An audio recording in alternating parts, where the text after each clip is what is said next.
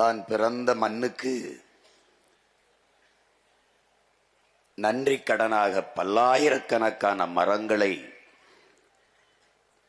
நட்டு வைத்து வளர்த்த மகத்தான மகள் சாலுமரதா திம்மக்கா அவர்களுக்கு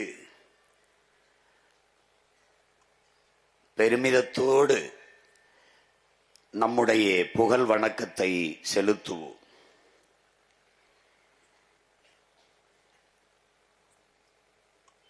நஞ்சில்லாத உணவு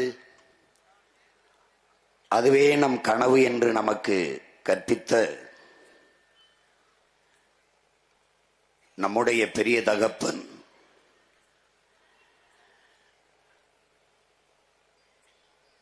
நாம்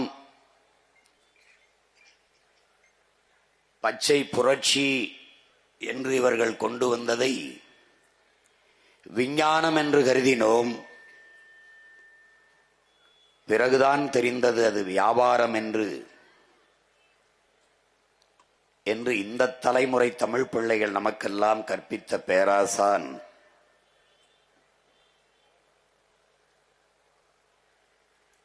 இந்திய நெல் ஆராய்ச்சி கழகத்தினுடைய தலைவர்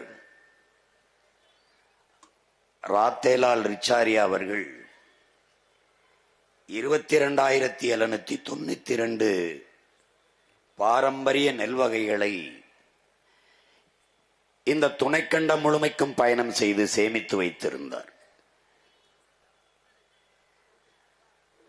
அந்த நெல் வகைகளை எல்லாம்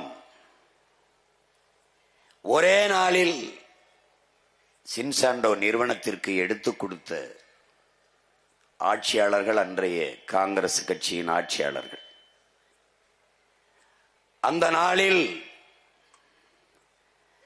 80 வயது நிரம்பிய ராத்தேலால் ரிச்சாரியா அவர்களும் இந்த நிலத்தில் நம்முடைய பெரிய தகப்பன் 2 பேரும் தான் எல்லாம் பறிபோனதே என்று அழுத பெருமக்கள். நம்மை போன்ற பிள்ளைகளுக்கெல்லாம்